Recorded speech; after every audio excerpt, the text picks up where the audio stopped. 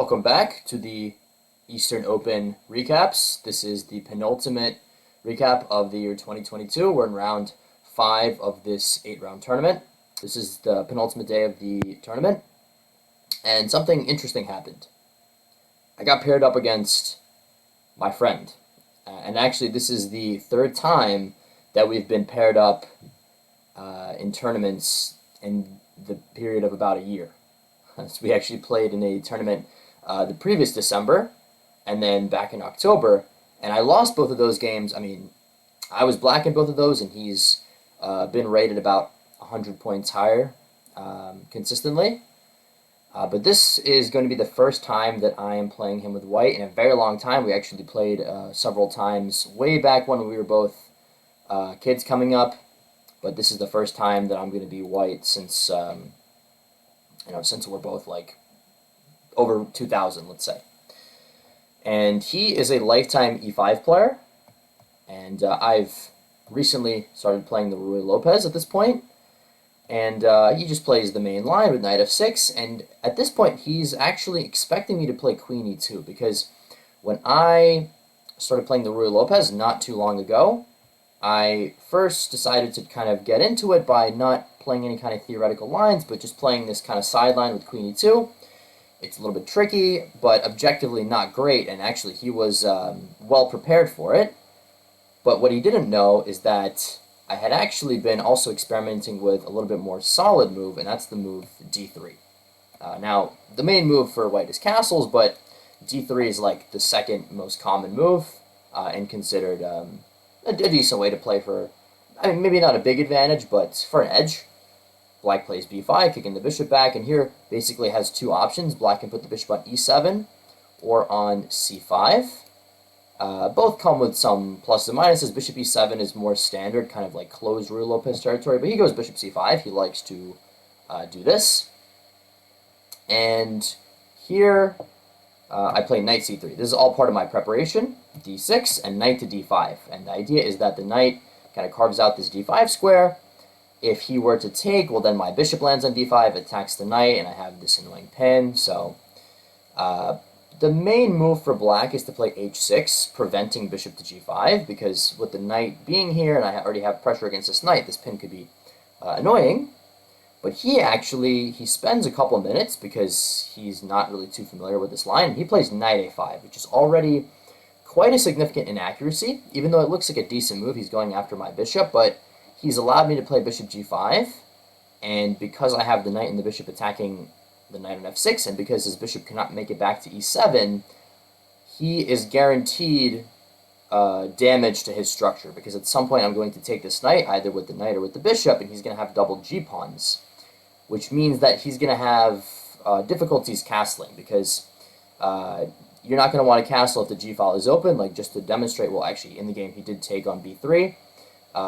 Let's just say that he were to play c6 here, and let's say I go for this trade and just slide the bishop back. The problem is that, well, first of all, the f6 pawn is under some pressure, but he never wants the castle, because then I'm going to have some ideas of queen d2, queen h6, king is very open, but at the same time, he's not going to want to castle queenside either, because he's pushed the pawns there too, so he's kind of forced to then keep the king in the center. So already I have an advantage at this point. And objectively, his best move would have been to play bishop e6. But he played a practically tricky move, bishop to g4. A move which I didn't understand the idea when he played it, because I thought, let me just play h3, kick the bishop back. I mean, if he takes, well, I'm obviously going to take it, and I have extra pressure against this knight now. If he goes back, maybe I'll just castle. And then he played bishop back to e6.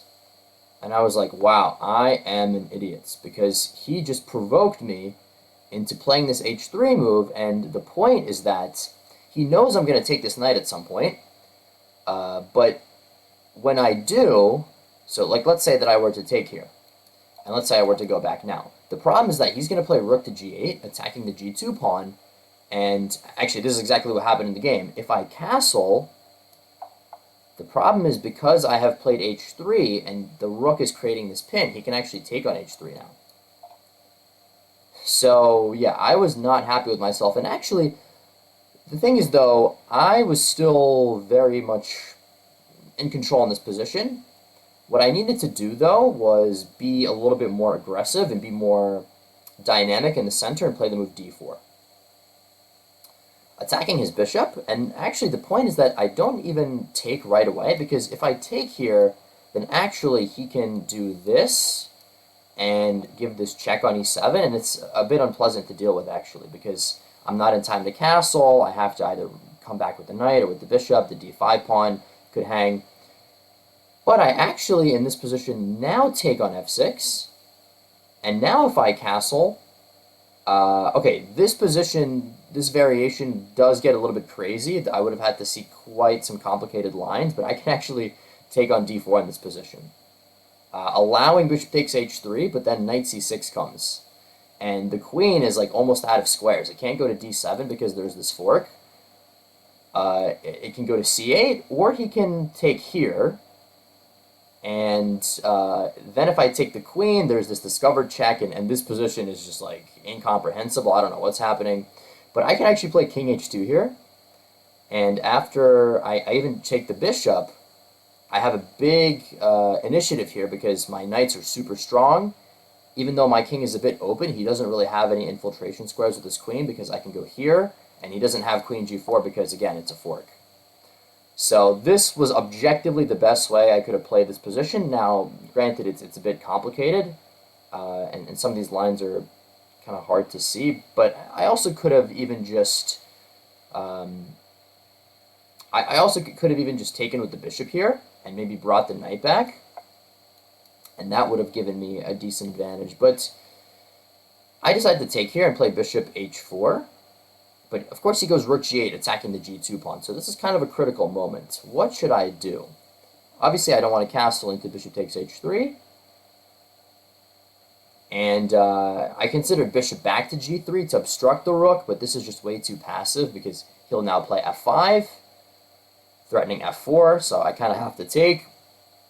And again, I mean, if I castle, actually this is a huge blunder because I have to watch out for this nasty pin here. He can actually pick up this bishop because of the pin. And if I play d4 now, yeah, I can take, but again, like my king is kind of exposed, and although his position is a little bit shaky, he gets quite a bit of activity here with the bishop pair. So not something I wanted to go for. Again, the best move would have been to play d4 and actually give up the g2 pawn, but it's a bit too dangerous for black to take because now I can take here. And, I mean, first of all, I have this check, but I also even just have bishop back to g3 and this rook is trapped. So he would have had to either take, but then that allows a lot of pressure against the f6 pawn, or he could go back with the bishop. And then, again, I have a lot of ways to get an initiative here. Like I can play knight f5. If he takes here, I can play queen f3, and even just long castle, and have a very nice position. If he takes this, again, this is always too dangerous because I have a check where I can plant the queen on f3, long castle, maybe queen c6 check at some point.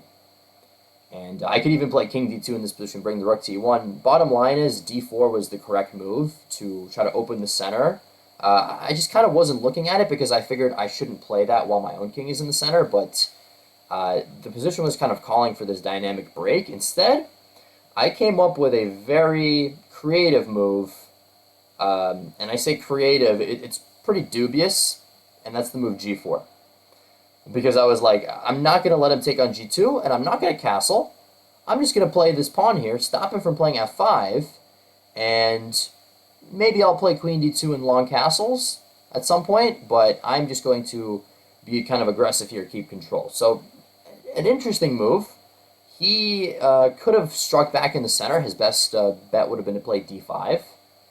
And I never want to take because then his bishop gets a very dangerous diagonal. But if I play queen e2, then he can actually give this check, and then if I play c3, he backs up, and then he can try to weaken the structure. This position, though, like once he plays rook g6 to defend the pawn, is about even. Kind of hard to say what's happening. I mean, again, like his structure is kind of bad, but he's holding everything together. He instead played rook to g6 immediately, looking to hold this pawn in f6 and maybe move the queen, but now I finally struck with d4. And I was expecting him to take with the pawn, and I was going to take back like this, and then I thought if he goes queen e7, actually I saw that I could pick up this pawn because of the pin on the a file, and if he goes back with the bishop, then, I mean, I could play knight f5 or even just move the queen, and I have a pretty nice position. But to my surprise, he actually took with the bishop, which I felt was kind of a concession to give this bishop up so easily. And we traded here, and this was actually another very important moment, because of course I can pick up the pawn in d4, but I also saw that I can just play f4 here, threatening f5, which would be a fork, and if he plays rook h6, I can actually just drop back with the bishop. I think I might have sort of missed, or actually I think I saw this move, but what I missed is that after he plays c5, defending the d4 pawn, I can play f5, and I can play queen d2, the critical move which I missed, hitting his rook, and his rook is actually completely shut out here on h6. It's just going to fall off because it has nowhere to go. And if he were to, after f4, go back with the bishop, then, again, I can just play f5, and I have a very nice bind here with the pawns. I can just bring this bishop back. Actually, yeah, he can never really put the rook on h6 because he's going to get trapped, but if he goes back this way, then I collect this pawn, and the f6 pawn is going to fall. This is already a very serious advantage for me. I just needed to play this f4 move, but I was like, let me take on d4 first and maybe play f4 later, and I missed that he has this move, rook h6. And now things are not so simple because the bishop is under attack. I have to move it back, but now he takes on g4, and I cannot recapture because of the pin on the h-file. And in this position, I kind of blitzed out bishop f4 because my plan had been to let him take on h3 actually, and then long castle, and try to use the fact that I'm ahead in development to attack him while his king is in the center. However, in this position, I missed a big opportunity. I had to play the move e5, and this actually was something that I saw because I opened an attack against the bishop. If he takes like this, then I can even just take on d6, or maybe I have even a better move, but there was a lot of possible moves here for black that I considered. The main one I didn't like is that he can play f5, and he protects his bishop, so my queen can't take, of course pawn can't take either because there's still a pin. And if I take on d6, I saw that he has this check, and my king is quite bare, so I didn't like this. However, I missed a critical move, a move which is actually key in a lot of variations in this kind of, just in this general branch of variations after e5, and that is the move queen back to e3. This backwards queen move, which threatens the rook, but also threatens to take on d6 with a discovered check. And he can't move his rook to block because then his bishop would drop off. So he would have to play rook h5, I would take here, and I have a big attack now, just down the center. Of course, there are some other possibilities, like you could play queen d7. This is objectively the best defense, but again, queen e3 is pretty strong. And I can even just take like this, and the best way to go here is to give a check, basically trade the queens. And, okay, he gets this pawn back, but I have this very powerful pawn in c7. I'm going to activate my rooks, and I definitely have pretty good chances here to win. But I missed this opportunity, and instead I played bishop f4, letting him take another pawn, but castling, and even though I'm technically down 2 pawns here, it really doesn't look like it, because again, he has this really weak structure, and it's going to be hard for him to hold everything. He played queen to e7. I was thinking maybe he would go back with the bishop, but I was going to play rook h1 and then win this pawn back. But here, actually, black is relatively solid. I mean, he can even just play queen e7, and, I mean, his position is a bit passive, but it's also kind of hard for me to do anything. I mean, I can maybe play here and win this pawn, but at the end of the day, even if I get the pawn back and, like, we trade queens, it should be an equal endgame. But he played queen e7, and I found a very nice idea. I saw that his bishop is undefended, and his rook is undefended, and how do I put those together? By playing queen c3. attacking the bishop and also threatening a fork on c6, which would pick up the rook. So he has really only, well, he has two ways to defend. One would be to go with the queen, but that drops the f6 pawn, and the other is to go back, but that actually drops the c7 pawn. So he's forced to give a pawn back. He plays rook c8 now. Point is that if I take on d6, he's fine with actually trading queens because he'll play rook c6, and this endgame is just equal. Opposite color bishops, same number of pawns, so it should be a draw. But I played queen b7, just keeping the queen on the board, keeping some pressure. At this point, actually, we were both starting to get low on the clock. I think I had about 20 minutes, and he had maybe about 10, something like that. And he actually missed a big opportunity here to equalize. He had the move bishop to g4, which I saw, and I thought that I could just take on a6, but I somehow missed that after queen takes c4, I'm losing because the bishop and the pawn on c2 are forked. He's threatening mates, and even if I take here with check, he can just block, and I can't protect mate and save the bishop. I'm just losing. So I would have had to basically trade queens, again, take the pawn, but it's just a draw. Instead, he played the move f5, and now I found kind of some interesting ideas to seize the initiative. I mean, I can't afford to take. That would actually be a big blunder because now he has this tactic rook takes c2, and the point is that he draws my king onto a light square for where he has this double attack, discovered check, and he can pick up the queen. Instead, though, I play this move bishop back to d2. Maybe not objectively the best move, but my idea is that he cannot take with the queen because I have rook e1 now. The bishop defends the rook and the queen is pinned. And if he takes the pawn, then I swing my rook to g1 and I am ready to infiltrate on the g-file. He doesn't have a good defense against this actually because if he goes king f8, I have check and I come in here. And if he moves the queen, trying to give the king some room, he's not going to get very far because actually I have this fork picking up the queen. So he didn't take, he played instead f6, trying to give his king some breathing room in case I do go for rook g1. But now I played rook e1, now threatening to take on f5 with the opening up the e-file, and he played f4 because he cannot allow this. He cannot allow me to open up the rook because then his king is going to be in big trouble. So he gives back a pawn, I take it, and yeah, now the pressure of the position and him starting to get low on the clock starts to become a real factor because I have this bishop now pressuring d6, my queen still pressures a6, so he plays bishop e6, trying to trade the queens, and also I think he thought that maybe he had bishop takes b3, but he forgot that his bishop has to stay defending the rook. So basically he loses a pawn, and then I take another pawn now with check, and at this point I should be winning because suddenly I'm up 2 pawns, and his king is still quite open. He played queen c6 here. At this point, I have my score sheet where I had the times written down. I had 2.5 minutes, and he had like 30 seconds. Like he was playing actually on the delay because this tournament now is no longer increment, it's now delay, where we have 30 seconds to make a move before our time starts running, which is not a lot of time. And here was a big moment where he offers this trade, and in my mind, I was like, I don't want to take it because then opposite color bishops, and yeah, I'm up a couple pawns, but I wasn't sure about this endgame. And so I went back, which both from a practical perspective and an objective perspective, terrible decision. I really should have just taken. I don't know why I thought that this was going to be tricky to win.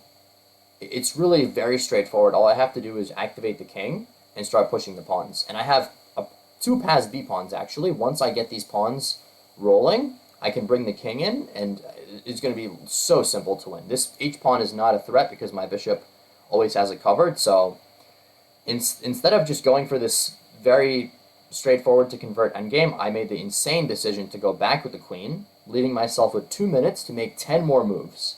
And even though he has less time, he's actually a very experienced, like rapid player over the board. Like he's played a lot of action tournaments, so he's very good, even with like very few seconds left. And I kind of underestimated that fact because now he goes queen c5, attacking f2. I pick up this pawn, but he takes this one, and now I realize that he has a threat of rook takes c2, and after my queen takes, he takes this. So I move the rook, but now he plays here. And now I was like, almost panicking because my rook has almost no good squares to go to, except for h1, but then maybe he goes here. So I played bishop back to g3, attacking his queen, forcing him back, and now I move the rook to e1. But he swings back, and now he begins to probe at my open king. And this is exactly why I should have traded the queens, because I would have completely eliminated any of this counterplay. But now I have to basically be very careful because his queen is threatening to give a check, and actually I lose a pawn here. And now at this point I have like maybe 30 seconds. I go check. He blocks the bishop. And at this point, I see that I actually can make perpetual. I can give check on h5, and then go queen a5 check, and basically swing back and forth. But I'm like, I don't want to go for a draw. Is there anything better? And actually, there was something better. In this position, I had this move bishop c5, where I block his rook from attacking the c2 pawn, and threaten bishop b6. I mean, if he gives up the rook, he's going to have some checks, but my king should get away. Actually, I can take with the queen. So this would have been close to winning here, but I panicked and I played queen to d3. And actually, when I played queen to d3, this is move 39, my time went to 0. And the way the clocks that we play on work is when you go down to 0, it'll add 30 minutes because there's no move timer, so you're supposed to get 30 minutes after 40 moves. It'll add it automatically, but if you haven't made 40 moves yet, technically your opponent can claim a win, claim that your flag fell. And so, but I'm playing my friend, so we sat there kind of awkwardly because we realized what just happened. I mean, he knows that objectively he's close to losing, but I technically flagged. So he really could have claimed the win, but being a good sport, he decided to offer a draw, and we settled it that way, which is a very lucky escape for me because I easily could have just lost this game, having missed a chance to trade queens, and then just totally lost my way in the time scramble. But anyway, I come out of this game with a draw. Really should have won. I mean, had a lot of good chances in the opening, and then chance to convert in the endgame, but what can you do? At least it's better than a loss. So for round 6, I am actually paired up against another master, actually a little bit higher rated than the one I just played. This guy is like a couple years older than me. He's almost 2,100 FIDE, getting up to almost 2,300 USCF. And the funny thing, actually, going into this round, I confused the round times. I thought that the round was going to start at 6 p.m., but I realized at like 4:30 that the round's at 5. So I didn't have much time to prepare. And actually, I was told that this guy is very well prepared, and he sometimes likes to play very aggressive lines. So I was thinking that he might play d4 and try to hit me in some King's Indian. But, I mean, I was kind of just maybe looking over some lines and hoping that I would be all right. But at the board, he decided to just play c4, which I'd seen him play this before as well. And the interesting thing about this game is that actually, if you've seen my recap of the Washington International Tournament, YouTube videos titled Capital Encounter, then you might be familiar with this setup, because this is what I've played against my opponent's opening in that game, which started off as a ready, but it's actually quite similar, where I have this formation with d6, e5, and f5, and it's almost like a reverse Grand Prix against a Sicilian. Only difference is that in this game, my opponent puts the knight on e2 instead of f3. So the advantage of this is that his bishop is more open, and he actually puts the pawn on d3 to not allow me to play e4.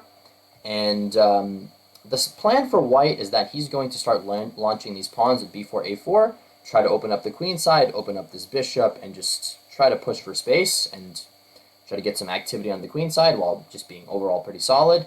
But I've played these positions a little bit myself, and so I knew that the plan is to bring the knight to c7 and actually prepare to meet my opponent's advances And when he plays b5, looks kind of scary because he's attacking the c6 pawn with the bishop, but I trade, actually opening up the a file for the rook, and now I play d5, striking back in the center and closing off his bishop, and I'm just simply doing fine here. And he actually takes on d5. I actually wasn't too sure, should I take with the knight or should I take with the pawn? I think the engine kind of likes taking with the pawn a little bit more just because it's like more commanding in terms of space in the center. I just wasn't sure that maybe he can do this and then bring the knight to f4, but even this is very comfortable for me because I have this kind of bind in the center. But I decided to take with the knight and keep the d file open, and I thought that my opponent would take, and we would get some position like this where we trade. Maybe he brings a knight to c3, and I go back with the queen somewhere. But he actually decided to play bishop b2, which I thought was kind of strange because he's just allowing me to play knight b4, and his pawn on d3 is now quite weak. I can just very easily attack it with my queen and my knight, and so in order to protect it, he plays d4, but this allows me to play e4 and now shut down his bishop. Of course, it does give up the f4 square, but I just bring the bishop back, and at this point I'm simply better. Not by much, but I have a very nice space advantage. I have a nice knight on b4, which he has to keep an eye on, because if this knight wasn't here, then I would be jumping into d3. He decides to trade here, and feeling a bit cramped, he plays the move f3, trying to trade off this pawn. I mean, it's kind of hard to say what else he should do, because like maybe rook a1 to contest the a file, but I might even be able to play g5 and then bring my knight to d3. And this is going to be super annoying for him because this knight is now attacking his bishop. I can maybe bring the queen out to b6. Very unpleasant position for white. So he plays f3, trying to undermine my pawn. But the issue is that now, even though I kind of have to take and open up his bishop, but now he's left with this backwards pawn on e3, which is quite weak. And so I decided to attack it with the knight. Now, the computer doesn't really like this move too much because I think it doesn't like the fact that I'm inviting too many trades where I could have just kind of maybe played more chill, just developed the queen somewhere. But I figured that even if we trade a bunch of pieces, which did happen, I bring my queen to d5, I blockade his pawn, which means he can't activate his bishop, and he still is just dealing with this weak pawn on e3, and he can't push it because I have total control over the e4 square. So I was just very comfortable at this point. He plays rook to f1, attacking the pawn on g6, but I just go g6. And he is definitely starting to feel unhappy with his position. He plays the move rook back to f2, just anticipating because I could come in with the rook and attack his bishop. I decide to play bishop g5 now because I'm eyeing up this pawn on e3. I want to play rook e8 and attack it. So he plays bishop back to c1 to defend. I bring the rook to e8. I'm just playing very relaxed, comfortable chess here, just keeping some pressure on his weak pawn. Objectively, this position, according to the engine, is close to equal, like just a very minuscule advantage for black. But it just feels practically very unpleasant because, again, he has to always watch for this pawn. He also is dealing with the fact that my queen is very well placed in the center, controlling this diagonal, obstructing any checks. What he could have done is played rook to c2 and maybe tried to bring the rook to c5 to kind of get my queen out of here. But he kind of, feeling cramped in this position, he lashed out and he played the move g4. And his idea was that if I take, he can play e4 now. And suddenly, he attacks my queen and he attacks my bishop. And if I go back, then he can start like giving a check, and my king ends up being very open. His rooks are getting close to coming in. But the issue is that I don't actually have to take. I can play the very simple move, which it didn't take me a long time to find, rook to e4. And he's now in trouble, because if he takes, he's getting checkmated. Like I said, the queen dominates this diagonal, and he has to block, and it's mate. So when I play rook e4, he has to play rook g2, but I just take the pawn. And I think actually I had even a stronger move. I had rook a2, which actually would have just about won the game because I'm distracting his rook, and then I can take here, and again, it's like almost checkmate. I actually missed this idea, but I took, and even still, it's a very good position for me now because not only is my position still good, but I now just have an extra pawn. And he tries to come back with the rook and go for the file, but I play rook e8, and now I'm really ready to win the pawn on e3. I mean, and he doesn't want to go passive because then, I mean, I could even play here, and I mean, the pawn's just going to fall. So he goes queen a3, looking to set up an infiltration on the f8 square, but I calculated that I'm just safe. I can take the pawn, I can allow this check, I just can't take with the rook because then I would get checkmated, but I can just play king g7.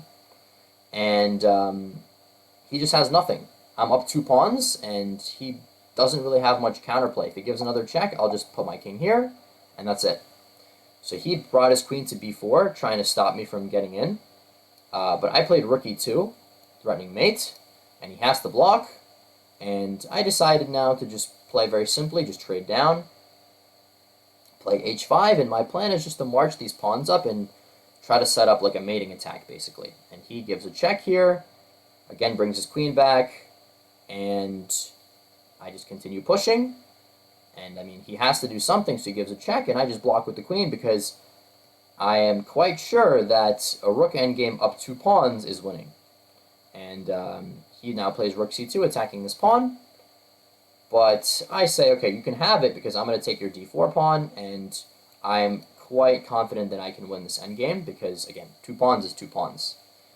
And I thought that maybe he would go here and just try to cut my king off, but I was going to go here and then play h3, and now his king is basically paralyzed, and eventually my king will come in with the help of the rook. But he played rook back to c2, and this just allows me to activate the king. And when he plays king g2, actually I have check. And I thought he was going to go king f2, and I was going to go here, and basically just win the h2 pawn because I have this maneuver where I just fork him and take the pawn. But he actually played king g3, which is not such a great move because it allows a check, and again, it allows me to come here.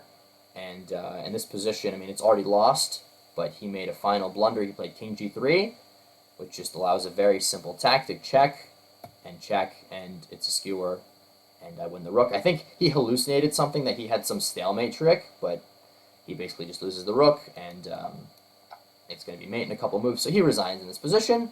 And yeah, I just get kind of a simple win. Really didn't do anything special in that game. I kind of just followed the middle game plan that I already knew, and just got a more pleasant position. And maybe my opponent could have done more to kind of get back into the game or try to create some counter chances, but he was just feeling really uncomfortable, tried to lash out, and all it took was one mistake. I won a pawn, and it was pretty much smooth sailing from there. So I was very pleased with that win. I mean, obviously not as good as the IM win from a couple rounds ago, but I mean, beating a 2270 USCF in such a smooth fashion made me very confident that I can finish the tournament strong, as there are just 2 rounds remaining.